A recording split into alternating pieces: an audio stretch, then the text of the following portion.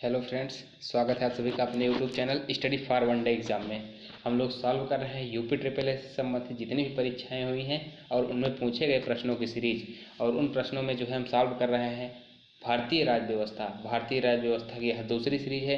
अगर अभी तक आप लोगों ने इसकी पहली सीरीज नहीं देखा है तो ज़रूर जाकर देखें, जो आपकी आने वाली परीक्षाओं के लिए बहुत ज़्यादा उपयोगी होगा। ठीक है, तो आइए शुरू करते हैं। सबसे पहले आज का प्रश्न है, भारत विश्व का विशालतम लोकतांत्रिक प्रजातंत्र है, इसकी प्रथम लोकसभा कब आयोजित की गई? ऑप्शन है आपके 16 अगस्त 1947, 27 जनवरी 1950, 13 मई 1952 और 15 जून 1952। तो जो इसमें सही आंसर हो जाएगा वो हो जाएगा सी, 13 मई 1952। 13 मई 1952 को जो है पहली लोकसभा आयोजित की गई। आइए देखते हैं अगला प्रश्न है, भारत में निम्न में से किस लोकसभा अध्यक्ष का कुल कार्यकाल सर्वाधिक रहा? ऑप्शन है आपके doctor G S. Dhillon, Shrimati Meera Kumar, doctor Balram Jakhar, Shri Hukum Singh. तो जो इसमें सही आंसर हो जाएगा वो हो जाएगा डॉक्टर बलराम जाखड़। डॉक्टर बलराम जाखड़ जी का जो कार्यकाल रहा, जो अब तक के कार्यकाल रहे हैं लोकसभा अध्यक्ष के, उसमें सबसे ज़्यादा रहा है। आप लोगों ने देखा होगा कि पिछले लोकसभा अध्यक्ष हमारे कौन थे? तो हमारी जो पिछली लोकसभा अध्यक्ष रही हैं वो रही हैं सुमित्रा महाजन जी, और जो वर्तमान समय में है वो हैं ओम बिरला। ठीक, ओम बिरला जी। ठीक, आइए देखते हैं अगला प्रश्न है, ये क्वेश्चन जो है आने वाले परीक्षाओं के लिए बहुत ही ज़्यादा महत्वपूर्ण है। अभी आप लोगों को लग रहा होगा नहीं ऐसा प्रश्न नहीं आ सकता, लेकिन यह इंपॉर्टेंट है, इसको आप नोट करके रख लीजिए कि हो सकता है हमारी पिछली जो लोकसभा अध्यक्ष रही हैं उनके बारे में पूछ लें, और या फिर जो है अभी वर्तमान समय के पूछ सकते हैं। तो आप दोनों नाम याद करके रखिए, जो पिछली रही हैं वो है जो है सुमित्रा महाजन, और जो वर्तमान समय में है ओम बिरला जी, जिनको आप जानते ही हैं। देखते हैं अगला प्रश्न है, शून्यकाल का अर्थ क्या है? ऑप्शन है आपके जब विपक्ष का प्रस्ताव मान लिया जाए, जब कोई गैर महत्वपूर्ण विषय चर्चा के लिए उठाया जाए, सुबह और दोपहर के सत्र के मध्य का अंतराल, जब धन विधेयक लोकसभा में पेश किया जाए। तो जो इसमें दिए गए विकल्पों के अनुसार जो सही विकल्प होगा वो होगा सुबह और दोपहर के मध्य का अंतराल। जो सुबह और दोपहर के मध्य का अंतराल होता है, जिसके बाद जो है भोजनावकाश के लिए बीच में अंतराल हो जाता है, उससे ठीक पहले का समय यही होता है शून्यकाल का। शून्यकाल में जो है बहुत ज़्यादा महत्वपूर्ण प्रश्नों को जो है चर्चा के लिए उठाया जाता है। तो इसमें जो गैर महत्वपूर्ण है, अगर यहाँ पर दिया होता अत्यंत महत्वपूर्ण प्रश्नों को उठाया जाता है और यह विकल्प ना दिया होता तब इसमें भी हो जाता है, लेकिन ऑप्शन जो है इसके अनुकूल नहीं है, तो इसके हिसाब से हो जाएगा सुबह और दोपहर के मध्य का अंतराल। ठीक, अगला प्रश्न है हमारा, राज्यसभा का सदस्य बनने के लिए आवश्यक न्यूनतम आयु कितनी है? ऑप्शन है आपके 21 वर्ष, 25 वर्ष, 30 वर्ष या 35 वर्ष। तो इसमें जो सही आंसर हो जाएगा राज्यसभा का अगर आप सदस्य बनना चाहते हैं तो उसके लिए उम्र हो जाएगी 30 वर्ष। 25 साल जो होती है वो लोकसभा के लिए होती है, ठीक, लोकसभा के लिए। और 35 साल अगर आप राष्ट्रपति बनना चाहते हैं तो उसके लिए जो आपकी न्यूनतम उम्र 35 साल होनी चाहिए। उसके लिए और भी योग्यताएं हैं, और जिसमें आप यह कह सकते हैं कि वह भारत का नागरिक हो, और यह कह सकते हैं कि वह लोकसभा अथवा राज्यसभा में चुने जाने की योग्यता रखता हो। ठीक, ऐसे ही बहुत से जो है पद हैं, या फिर कोई लाभ का पद धारण न करता हो। ऐसे तमाम योग्यताएं जो राष्ट्रपति के लिए होती हैं। तो आपको जो है मोटी मोटी बातें जो है जानने की जो ज़रूरत है वो है कि प्रधानमंत्री बनने के लिए कितनी उम्र होनी चाहिए? तो उसके लिए भी 25 वर्ष, क्योंकि लोकसभा अध्यक्ष चुने जाने के लिए या लोकसभा सदस्य चुने जाने के लिए जो उम्र है वो होती है 25 वर्ष। तो उस हिसाब से जो है 25 वर्ष हो जाएगा, लेकिन राज्यसभा का सदस्य बनने के लिए हो जाएगा 30 वर्ष। ठीक, देखते हैं अगला प्रश्न, लोकसभा चुनाव के लिए उम्मीदवार बनने की न्यूनतम आयु कितनी होनी चाहिए? तो लोकसभा चुनाव के लिए इससे पहले हम लोगों ने देख ही लिया था कि लोकसभा चुनाव के लिए 25 वर्ष। ठीक, तो देखते हैं अगला प्रश्न है हमारा, निम्नलिखित में से कौन कैबिनेट स्तर का होता है? ऑप्शन है आपके भारत का नियंत्रक एवं महालेखा परीक्षक, या फिर भारत का महान्यायवादी, या फिर विपक्ष का नेता, या फिर भारतीय रिजर्व बैंक का गवर्नर। तो जो विपक्ष का नेता होता है वह अगर सत्ताधारी पार्टी के अलावा देखा जाए तो कैबिनेट स्तर का नेता होता है। ठीक, तो कैबिनेट स्तर के बराबर जो होता है वो होता है विपक्ष का नेता। ठीक, देखते हैं अगला प्रश्न है, राज्यसभा में कितनी सीटें उत्तर प्रदेश से हैं? तो ऑप्शन है आपके 80, 31, 62 या 29। तो जो सही आंसर हो जाएगा वो हो जाएगा 31। तो राज्यसभा के लिए कुल 31 यानी 31 सीटें उत्तर प्रदेश से हैं और 80 सीटें जो है वह लोकसभा में हैं। ठीक, देखते हैं अगला प्रश्न। और उत्तर प्रदेश से संबंधित अगर और कुछ बातें समझना हो तो विधानसभाओं की संख्या टोटल जो है 403 है, इसको आप लोग याद रखिए। ठीक, आइए देखते हैं अगला प्रश्न। निम्न में से किसने कभी भी भारत के उप प्रधानमंत्री के रूप में कार्यभार नहीं संभाला? तो ऑप्शन है आपके मोरारजी देसाई, देवीलाल, बीपी सिंह या फिर लालकृष्ण आडवाणी।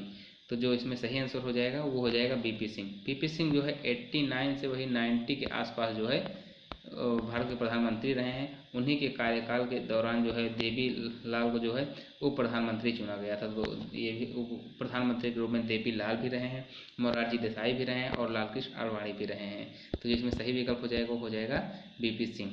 ठीक, तो देखते हैं अगला प्रश्न। भारत के प्रथम गृह मंत्री कौन थे? तो आप इन दिनों जो है गृह मंत्री तो जानते ही होंगे कौन है, तो आप लोग कमेंट बॉक्स में ज़रूर नाम दें। हाँ, उम्मीद यह करता हूँ कि आप लोग गलत जवाब नहीं देंगे। तो जो आपके विकल्प हैं कि गृह मंत्री कौन थे प्रथम, तो गोविंद बल्लभ पंत, सरदार पटेल, बाबू जगजीवन राम, मोरारजी देसाई। तो जो इसमें सही विकल्प हो जाएगा वो हो जाएगा सरदार पटेल। सरदार पटेल जी जो है उस वक्त भारत के प्रथम गृह मंत्री रहे हैं और जब देश आज़ाद हुआ तब जो है देश के एकीकरण में सबसे बड़ी भूमिका भी इन्हीं की थी, जिसके कारण जो है भारत छोटी छोटी जो देशी रियासतों में विभाजित था वह एकत्रित हो सका, जिस कारण हम भारत को एक संघ के रूप में आज परिभाषित करते हैं कि भारत अर्थात इंडिया राज्यों का संघ होगा, जो कि एक राज्यों का संघ है। तो राज्यों का संघ जो आज हम लोग कहते हैं तो वह देन है सरदार पटेल जी की, जिन्हें लौह पुरुष के नाम से भी जाना जाता है। ठीक, लौह पुरुष, ये आपको याद होना चाहिए। ठीक, तो आइए देखते हैं अगला प्रश्न।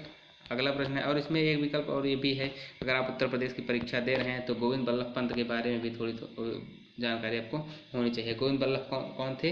गोविंद बल्लभ पंत जो थे वो भारत के उत्तर प्रदेश के प्रथम मुख्यमंत्री भी रह चुके हैं। ठीक, तो आइए देखते हैं अगला प्रश्न। अगला प्रश्न है हमारा, भारत के उच्चतम न्यायालय की प्रथम महिला न्यायाधीश कौन थी? तो ऑप्शन है आपके लीला सेठ, फातिमा बीबी, अन्ना चांडी, सुनंदा भंडारे। तो जो इसमें सही आंसर हो जाएगा वो हो जाएगा फातिमा बीबी। फातिमा बीबी जो है उच्चतम न्यायालय यानी सुप्रीम कोर्ट की जो है पहली न्यायाधीश थी। ठीक, और लीला सेठ जो है किसी भी अगर देखा जाए तो हाई कोर्ट यानी उच्च न्यायालय में प्रथम महिला न्यायाधीश बनने वाली पहली जो है न्यायाधीश थी, जो कि महिला न्यायाधीश थी। ठीक, तो लीला सेठ अगर उच्च न्यायालय पूछे तो लीला सेठ और फातिमा बीबी जो है उच्चतम न्यायालय। देखते हैं अगला प्रश्न। उच्चतम न्यायालय में संविधान के निर्वाचन से संबंधित मामलों की सुनवाई करने के लिए न्यायाधीशों की संख्या कम से कम कितनी होनी चाहिए? अगर जो है किसी भी ऐसे डिस्प्यूट का जो है अगर सुनवाई करना हो जो चुनाव से संबंधित हो, निर्वाचन से संबंधित हो, और उसकी सुनवाई करने के लिए जो जजों की संख्या होती है उस बेंच में कम से कम 5 जज अवश्य होने चाहिए।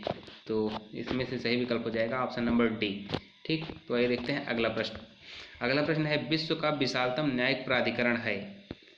तो ऑप्शन है आपके अंतर्राष्ट्रीय न्यायिक अदालत। तो अंतर्राष्ट्रीय न्यायिक अदालत का मुख्यालय कहाँ पर स्थित है? द हेग में स्थित है। ठीक, तो ये आपको याद रहेगा।